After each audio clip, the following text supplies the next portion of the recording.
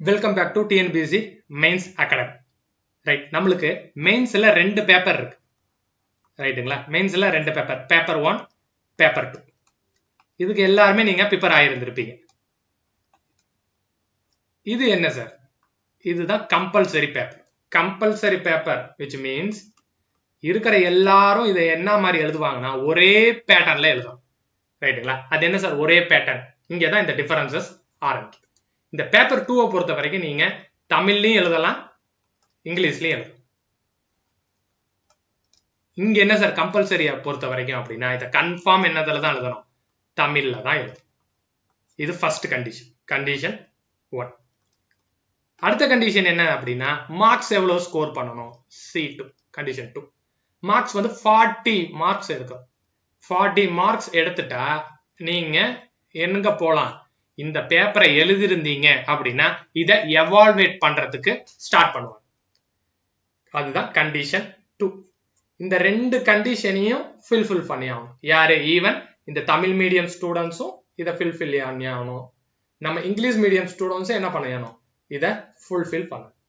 ரைட்டுங்களா? தமிழ் மீடியம் ஸ்டூடெண்ட்ஸுக்கு இது ஈஸியா இருக்கும். ஜஸ்ட் அவங்க எழுதுறதுக்கு பிராக்டிஸ் பண்ணிட்டா மட்டும் போதும், அவங்க ஈஸியா என்ன பண்ணிடுறாங்க, 40 மார்க்ஸ் எடுத்துருவாங்க. ரைட்டுங்களா? இங்கிலீஷ் மீடியம் ஸ்டூடெண்ட்ஸுக்கு இதுல கொஞ்சம் டிஃபிகல்ட்டி இருக்கு.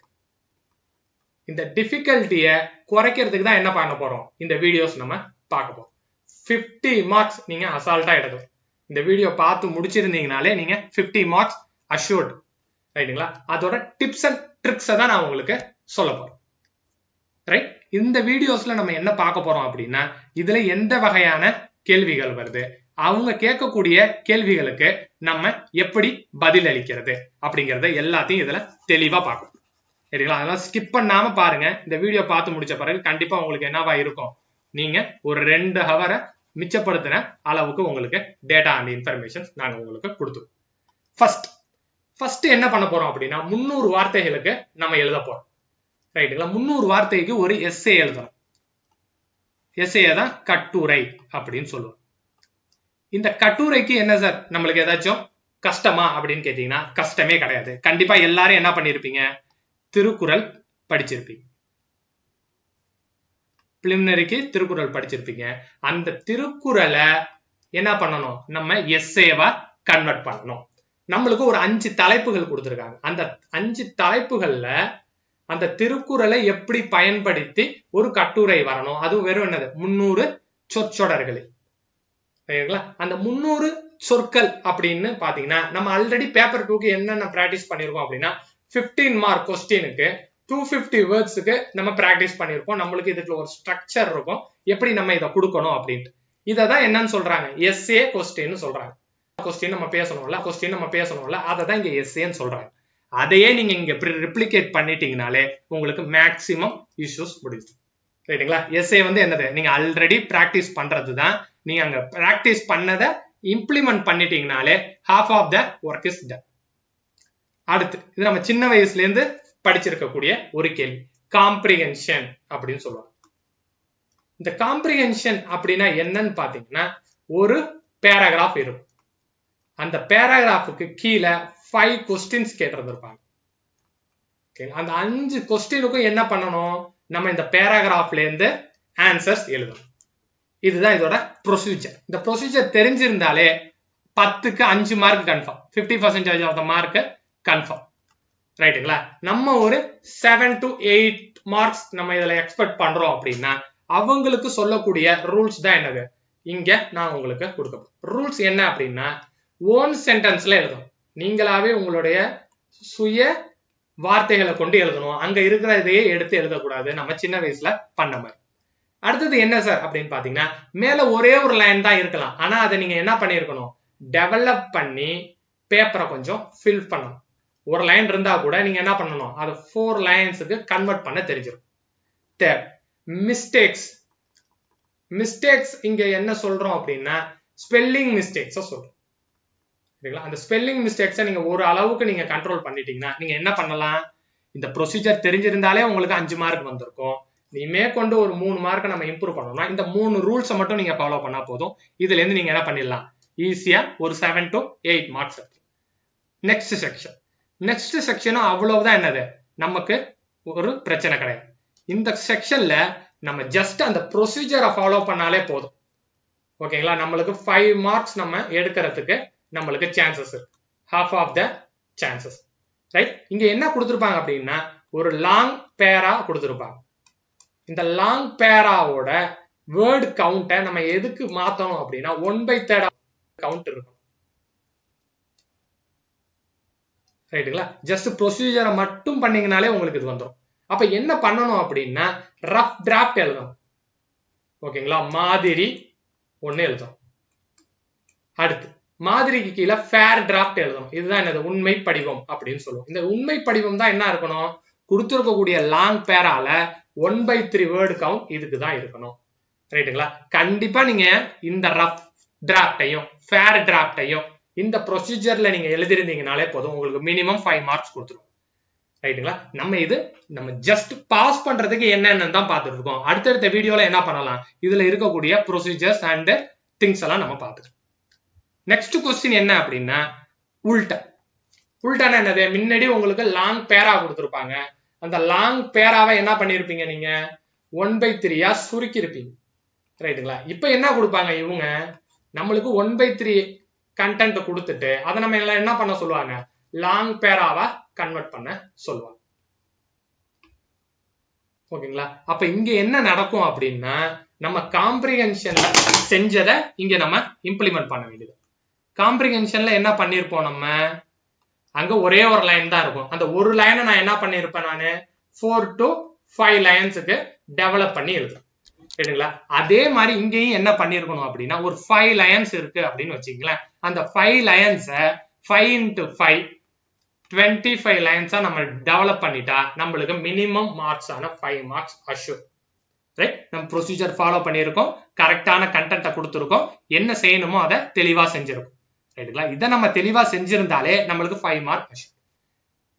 ஓகேங்களா, சரி, அடுத்து பின்வரும் ஆங்கிலத்தில் மொழிபெயர்த்து எழுது. அப்ப இங்க என்ன பண்ணிருப்பாங்கன்னா தமிழ்ல ஒரு கண்டென்ட் கொடுத்திருப்பாங்க, அதை நம்ம என்ன பண்ணணும், ஆங்கிலத்துல மொழிபெயர்க்கணும். ரைட்டுங்களா, இதுதான் கொஞ்சம் நம்மளுக்கு டெக்னிக்கலா நம்ம பார்க்க வேண்டியது. ரைட், அப்ப தமிழ்ல என்னென்ன வாக்கிய வகைகள் இருக்கு அப்படின்னு நம்மளுக்கு தெரியும். வாக்கிய வகைகள் ஆங்கிலத்திலும் என்னென்ன வாக்கிய வகைகள் இருக்குன்னு தெரியும். சென்டென்ஸ் பேட்டர்ன் அப்படின்னு சொல்லுவாங்க.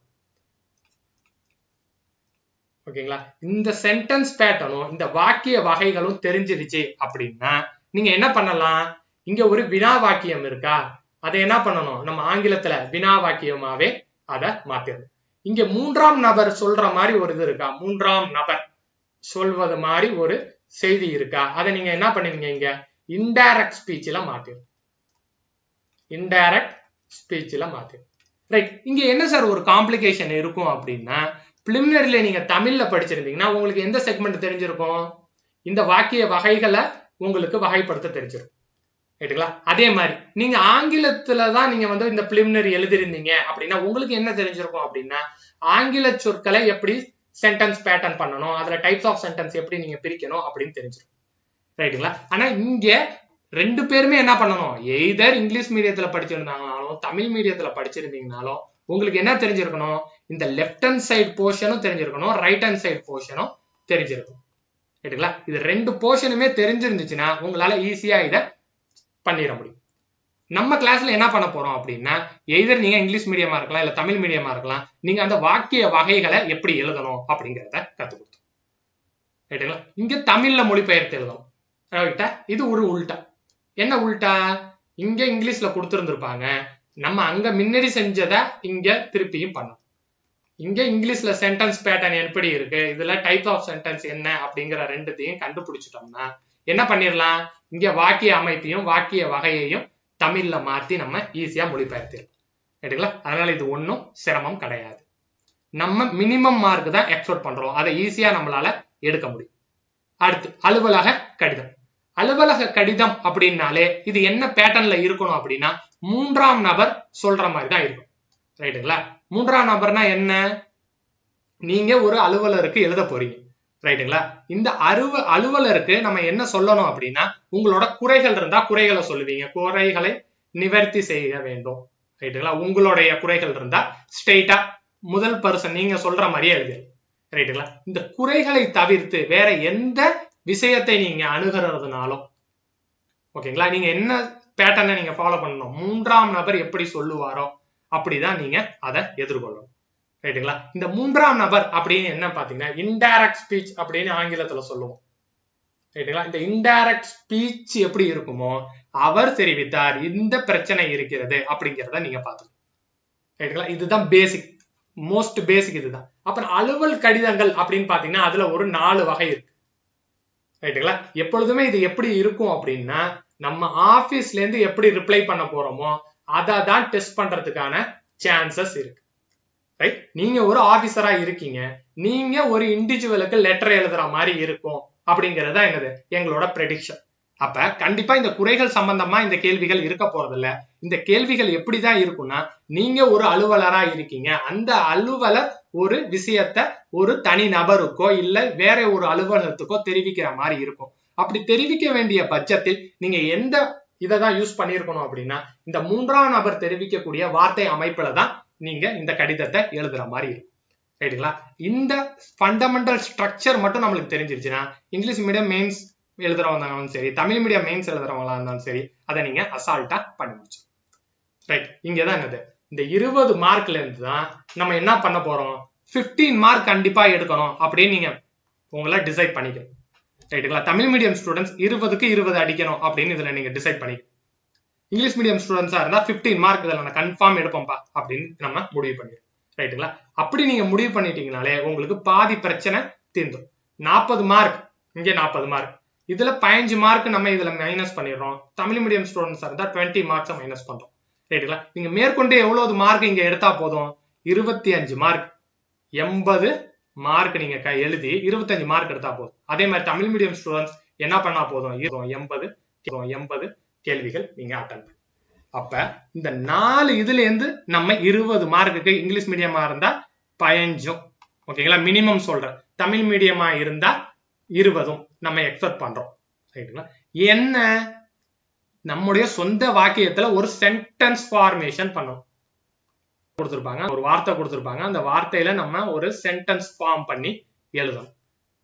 ரைட்டுங்களா? சப்ஜெக்ட், வெர்ப், ஆப்ஜெக்ட் அப்படின்னு சொல்லுவோம் ஆங்கிலத்துல. இந்த இதை ஃபாலோ பண்ணி கரெக்டா நீங்க சென்டென்ஸ் பேட்டர்னை பண்ணிட்டீங்கன்னா half of the work is done. இணை சொற்களை ஒரே தொடரில் எடுத்து எழுதணும். ரைட்டுங்களா? ஹோமோஃபோன்ஸ் அப்படின்னு சொல்லுவோம். அந்த ஹோமோஃபோன்ஸை என்ன பண்ணணும், ஒரே சென்டென்ஸ்ல வர மாதிரி நம்ம பார்த்து எழுதணும். பிரித்து எழுத ஒரு வார்த்தை இருக்கும், அதை பிரித்து எப்படி எழுதணுமோ அப்படி எழுதும். சரிங்களா? எதிர்மறை வாக்கியமாக மாற்றி எழுதுக, நெகட்டிவ் சென்டென்ஸ். பிழை நீக்கி எழுதுக, ஸ்பெல்லிங் மிஸ்டேக்ஸா இருக்கலாம், எரர் இருந்த சென்டென்ஸா இருக்கலாம். ரைட்டுங்களா? இதெல்லாம் நம்ம ஆல்ரெடி இங்கிலீஷ்ல படிச்சதுதான். அதை நம்ம எங்க போய் அப்ளை பண்ண போறோம் அப்படின்னா தமிழுக்கு அப்ளை பண்ணி நம்ம அதை எக்ஸிக்யூட் பண்ண போறோம். ரைட்? இதுதான் நம்ம ஒரு 40 மார்க்ஸ் வாங்கறதுக்கான செயல்களை நம்ம இங்க சொல்ல போறோம். ரைட்டுங்களா? இப்ப இந்த 40 மார்க் எடுக்கிறதுக்கு உங்களுக்கு கஷ்டமா அப்படிங்கறத இங்க பார்க்க போறோம். ரைட்டுங்களா? ரைட்? 2 விஷயத்தை நம்ம பிரிச்சு பார்க்க கத்துக்கணும். ஃபர்ஸ்ட், நான் பேப்பர் 2க்கு எவ்வளவு எஃபோர்ட் போடுறேன், பேப்பர் 1க்கு எவ்வளவு எஃபோர்ட் போடுறேன் அப்படிங்கறது நம்மளுக்கு தெரிஞ்சிருச்சுனாலே நீங்க அசால்ட்டா இதை ஸ்கோர் பண்ணிடலாம். சரிங்களா? பேப்பர் 2ல நம்ம 300 மார்க் எழுதுறோம். எத்தனை ஹவர்ல? 3 ஹவர்ல. பேப்பர் 1 இன்கேஸ் அதை எடுத்துக்கிட்டீங்கன்னா 100 மார்க்ஸுக்கு தான் எழுதுறோம். அதுவும் எத்தனை மணி நேரத்துல? 3 ஹவர்ஸ்ல. ரைட்டுங்களா? நீங்க மெயின்ஸ் எக்ஸாம் போறதுக்கு முன்னாடி நீங்க எவ்வளவு பிராக்டிஸ் பண்ணிருப்பீங்க அப்படின்னா 3 மணி நேரத்துல 3750 வார்த்தைகள் எழுதுறதுக்கான பழகி இருப்பீங்க. நம்ம டெஸ்ட் சீரிஸ்ல சேர்ந்தா கண்டிப்பா என்ன பண்ணிடலாம், நீங்க அதை அசால்ட்டா நீங்க எழுதுறதுக்கு கத்துப்பீங்க. மார்னிங் பேப்பர்ல நீங்க எவ்வளவுதான் எழுதணும் அப்படின்னு பாத்தீங்கன்னா ஜஸ்ட் இதுல half of the words கூட இருக்காது. ரைட்டுங்களா? 3 மணி நேரத்துல நீங்க 3000 வார்த்தை கூட எழுதலாம். ஆனா மார்னிங் நீங்க பாத்தீங்கன்னா இதுல half of the words கூட இருக்காது. நம்ம என்ன சொல்லலாம், ஒரு 1700 words கூட என்ன எழுத மாட்டீங்க, நீங்க மார்னிங் பேப்பர்ல எழுத மாட்டீங்க. ரைட்? இது தெரிஞ்சிருந்தாலே போதும், உங்களுக்கு கான்பிடன்ஸ் 100% வந்துடும். டிஎன்பிசி லீடர்ஸ்ல இருந்து நம்ம என்ன பண்றோம்னா டெஸ்ட் சீரிஸ் நம்ம ப்ரொவைட் பண்றோம். அந்த டெஸ்ட் சீரிஸ்ல நம்ம மேக்ஸிமம் நம்பர் ஆஃப் டெஸ்ட் எதுக்கும் ஒதுக்கி இருக்கோம் அப்படின்னா நம்ம தமிழ் மீடியம் ஸ்டூடெண்ட்ஸுக்கும் ஒதுக்கி இருக்கோம் இந்த தமிழ் எலிஜிபிலிட்டி பேப்பருக்கு. ஓகே, இங்கிலீஷ் மீடியம் ஸ்டூடெண்ட்ஸா இருந்தா நீங்க அதோட அதிகமான டெஸ்ட் எழுதிக்கலாம். நம்மள்ட்ட கேட்டீங்கன்னா நம்ம கொஸ்டின் பேப்பர் உங்களுக்கு ஃபார்வர்ட் பண்ணிடுவோம். தமிழ் மீடியத்துக்கு அதுல இருக்கிற டெஸ்ட்டை நீங்க பிராக்டிஸ் பண்ணியிருந்தா